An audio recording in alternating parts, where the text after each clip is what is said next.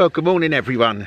Good morning. We thought we'd get out early. You know, after me saying I wouldn't wear the hat, Anne, I'm wearing the hat. Yeah, I see. It's a bit chilly.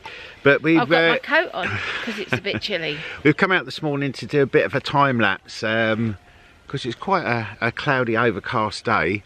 So I thought I'd actually show you how we do a time lapse for Canillas to Asatuno, which is where we live.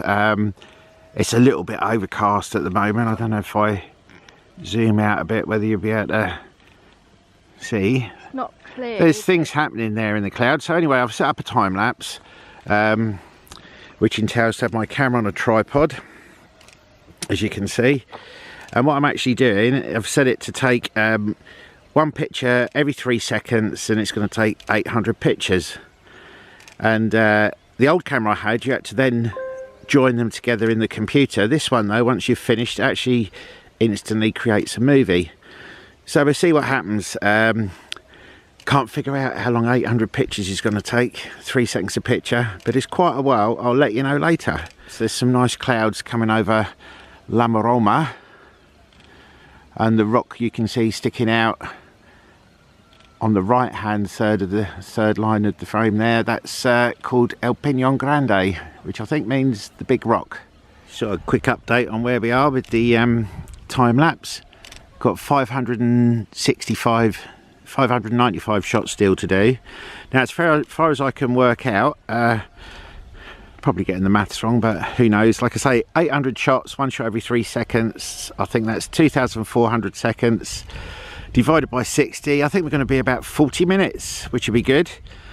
So yeah, I'm wondering when I pointed in the right way. I've started now. Normally the sun would sort of rise and light up the village. Probably not going to get that this morning.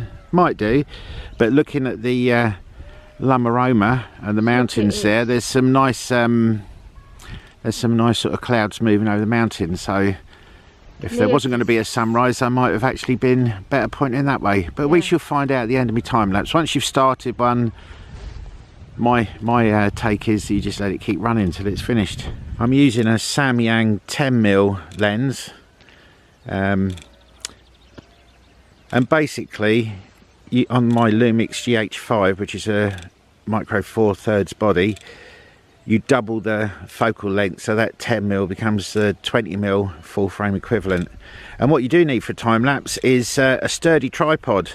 It's my Bembo tripod, which is very heavy, not something that you'd always want to lug around, but it's sort of built like sort of out of scaffold poles, so more or less. So it's a great tripod for keeping things nice and steady. Bless her, Anne's got an umbrella for me. But I'm not worried about me, it's the lens that I'm worried about. Hopefully I'm not going to be in the shot. You can see you can't put a filter or anything on the front of this lens. It's so I can't see. Yeah, it's getting a few bits of water on it, so might be a spoilt time lapse anyway. But I am keeping going. We like to be persistent, don't we, Anne? Yeah, definitely.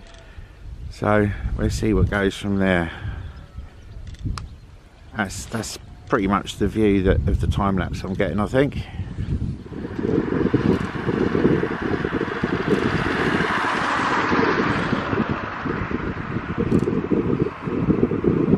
Well, according to my app, which tells you where the sun's going to rise and when it's going to rise, sunrise was at 7:48 this morning. So we are getting a little bit of show of some interesting stuff happening behind the hill there. Just to tell you a little bit more about the lens. Hopefully it'll focus on this. I'm going to do a proper review of this, but Samyang lenses are cracking. We actually shoot photography with Fuji equipment, and I've got some Samyang lenses for the Fuji. It's a macro and a 12mm, but they're fully manual lenses, which are good. I don't mind that at all, especially for time lapse. We're actually using an aperture of 5.6, and it's like the good old lenses. You can see on the lens there where your depth of field is going to be. So at the moment we've got everything from infinity down to 1.5 feet is in focus. So really nice big depth of field, and hopefully there'll be something interesting to come out of this time lapse. We're now down to 282 pictures to go, So we'll see how it goes. Yeah, something I wanted to point out. Oh yeah, still going. Yeah, something I wanted to point out about doing a time lapse. I was trying to calculate earlier. I was thinking if I'd shot 1200 photos of a time lapse every 3 seconds, then it'd take an hour to do the pictures, and I'd have got slightly longer. So I might change it from 800 photos to 1200 next time. So I'd get an hour compressed into. That's another story. I'll work that out and let you know. Well, we're getting there. Just about 150 shots to go. I just wanted to point out some of the other settings that you can see. You can see the top left is M, that's manual focus, but it's a manual focus lens anyway. Down on the left, you can see the 0.0, and that's actually because I've got a Samyang lens that doesn't electrically connect to the body, so it doesn't know what aperture you've got set, but that's not really a problem. Next down the right, you see the figure 20. That's the shutter speed, so it's a 20th of a second. And that will give us hopefully just a slight little bit of movement in the clouds, because the idea of the final movie will be that it'll be 24 frames a second, and that's what I'm still trying to work that out. I'll put a note somewhere on the screen, and you'll see sort of what it works out at, but it's 24 frames a second, 3 seconds per frame, 800 frames. So once I've worked that out, I'll let you know. But yeah, not long to go now, which it's a shame it didn't actually develop into anything much, but we just keep coming back because it's only just down the road. Just a couple of things to add to the number bits there. You can actually see I've got the date and time on the clock. See the little plus minus sign there, that's 0. That means we're pretty much spot on for exposure at the moment. It started off slightly underexposed because I didn't want to change the exposure halfway through. Next to that, you'll see the ISO, which I've set manually to 100. Then next to that is a little star sort of shaped thing. That's actually daylight balance for the movie. And then we've got other things next to that. You can see the 1 that's right into card slot 1. And you'll see to the left there's a 1 with a red arrow. That's when it's right into the card.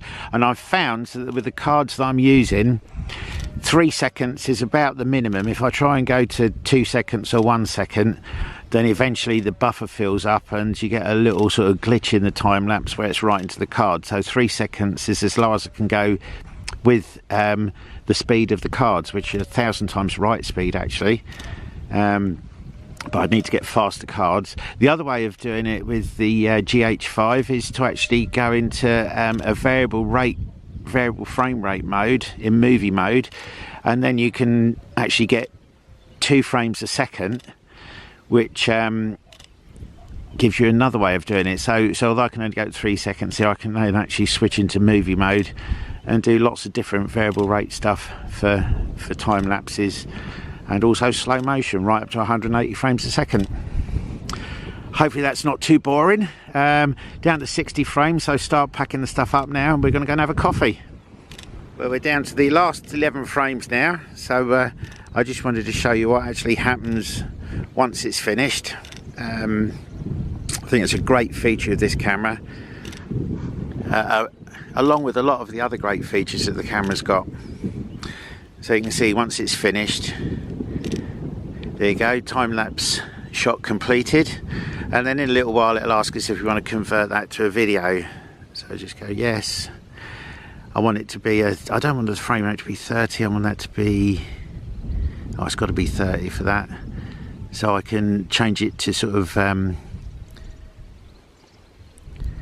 4K 24. Go OK. No, you can't see it. And it's going to take 10 minutes to create it. I think I might have missed then. I should have got Anne to do it, shouldn't I? Hopefully you could see what happened. If not, I'll try again next time. So now that I've finished, let's go and try not to fall down the hill.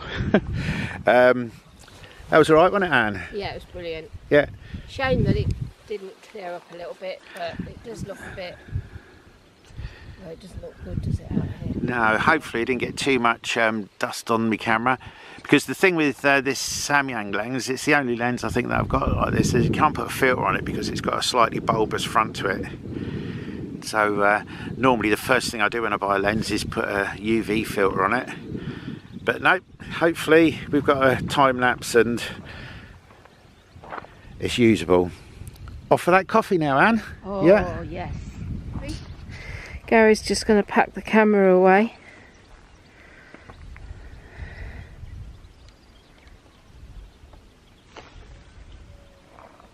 Loves this camera. Yeah. What, your little Canon GH5? Yeah, I love this camera that we're using at the moment. It's one of those cameras that you can just stick in your handbag. But I must say, it's an awesome camera. So just thought I'd show you what it is. Let me just get a bit more adjusted to it. Let's get Anne's head in it as well. There you go.